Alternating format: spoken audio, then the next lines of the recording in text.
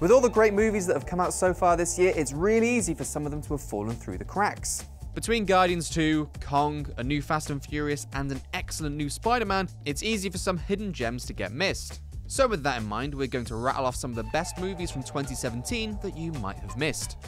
But before we get into that, remember to subscribe to Gamespot Universe to stay up to date with all things movies, TV, and anything else your nerdy heart desires. And especially if you're a Game of Thrones fan, you won't want to miss our show Gamespot Thrones, which kicks off on the 17th of July. Now, unless you spend all of your time in the cinema, here are 5 movies that have come out this year that you may still need to see.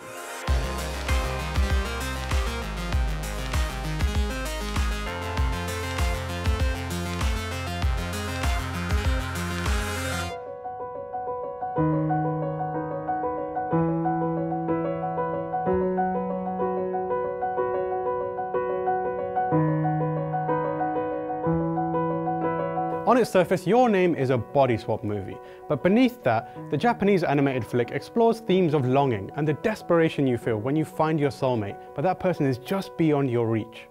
Mitsuha is a girl born and raised in the rural Hida region of Japan. She's a vivacious and ambitious person that dreams of the world outside of her tiny, remote corner of the country, but feels that, being born a girl, she's unable to escape the culture and the traditions of her people. In her most hopeless moments, she wishes to be reborn as a handsome boy living in the heart of Japan.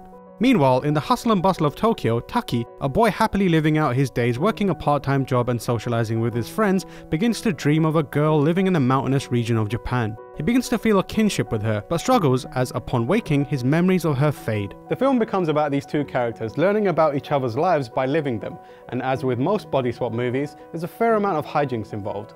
But while movies like Freaky Friday become about the comedy of taking control of another person's life, Your Name uses the mechanism to instigate character growth. The two learn about each other and the different worlds they live in, and it's all in service of telling a sweet tale about a young boy and a girl growing close to each other and falling in love. Mitsuha and Taki are characters that many of us can really relate to. At some point or another, we've been one of them, so the emotions they feel and the hopes they have are deeply resonant. Your Name is a wonderful, heartfelt movie that I cannot recommend highly enough. But watch it in Japanese, because as we all know, anime is better in Japanese.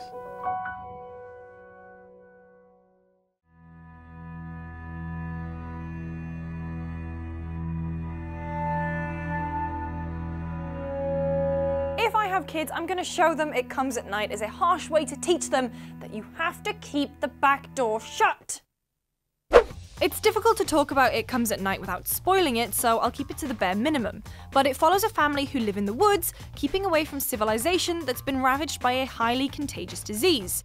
And that's all I'm gonna say, because the whole movie is an absolute masterclass in how to keep audiences on the edge of their seats. Here's a review I made earlier on twitter.com. If you need any indication of just how intense It Comes at Night is, the movie finished half an hour ago, and I still feel anxious. Be afraid, Mark Commode. I'm coming for your job.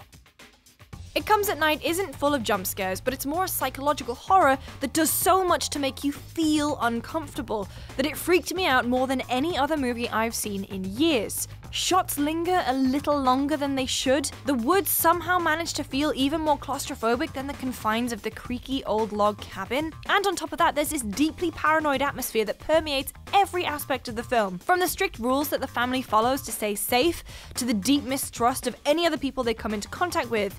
There are no heroics in It Comes at Night, there's just people doing what they have to in order to survive. And a door that you've got to keep shut. I didn't touch the door. Basically, please go see this movie because none of the rest of these chumps have seen it, and I just want to talk about the ending because I have theories.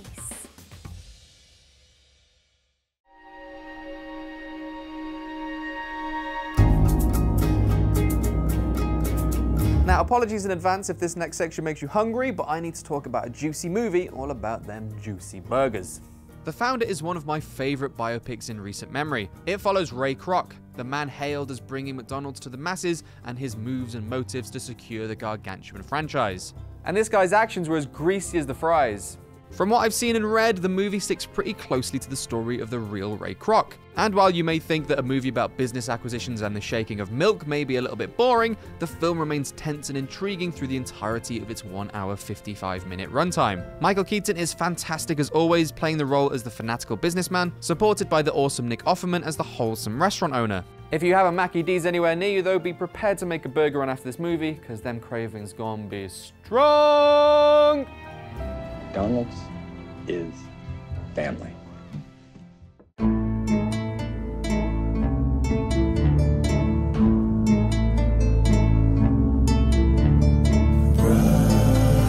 Jordan Peele's Get Out turns up the gas on the racial tension bubbling beneath modern-day society and brings it to a boiling point. And as a viewer, all you can do is watch as it spills over into total chaos. The premise is simple. A black man meets the middle-class family of his white girlfriend. Most would like to think that in our progressive world, the inherent tensions this situation alludes to are a thing of the past. But Get Out shows that perhaps some of the civility and progression we claim to have can mask something much darker. Since Get Out tells the story from the perspective of Chris Washington, it's able to take mundane, everyday situations like a conversation about politics or a dinner party and show how, from the perspective of an outsider, it can become an uneasy, threatening scenario. For Chris, what starts off as an awkward meet the parents moment quickly develops into something far more sinister. Although there are moments of levity, mostly provided by Chris's friend Rod, who is comfortably suspicious of white people, for the most part Get Out revels in nail-biting tension. It's so unsettling that, over time, it can feel utterly exhausting. Get Out is a movie that can force you to face uncomfortable truths in a way that leaves your mind racing and your nerves frayed. In fact, in the screening I was in, the lady sat next to me actually said, "This is too much for me," and ran out of the cinema. And if that isn't the best endorsement of a thriller movie, I don't know what is.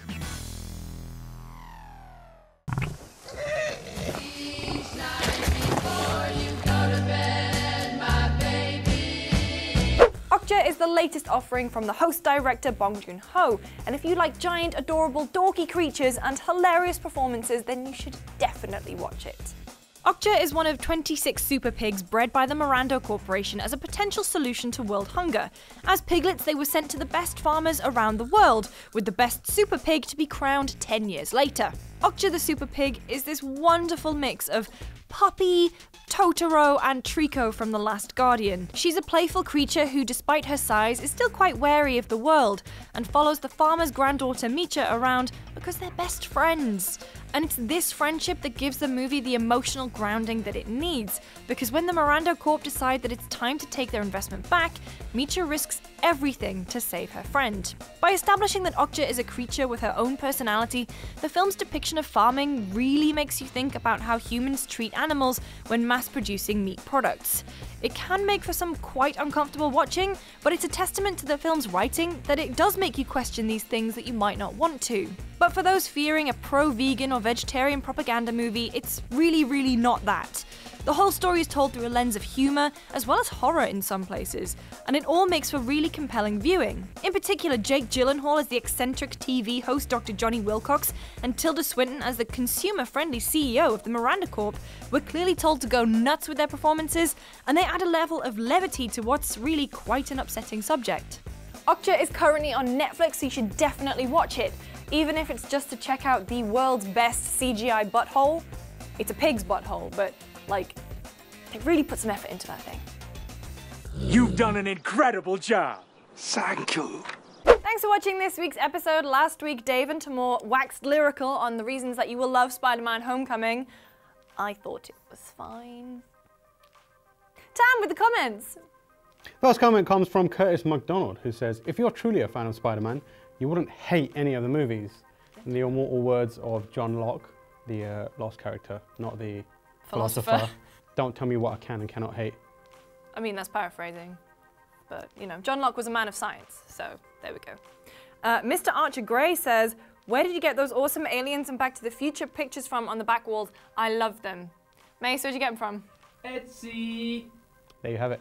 There you have it. You heard it here first. Etsy.com. Is it .com? I think it's .com. Etsy. Anyway. Well, thank you for watching. Don't forget to hit us up in the comment section below because, you know, we love hearing from you. We're on Twitter. @TimurH. @LeeSJamesGames. See you next week.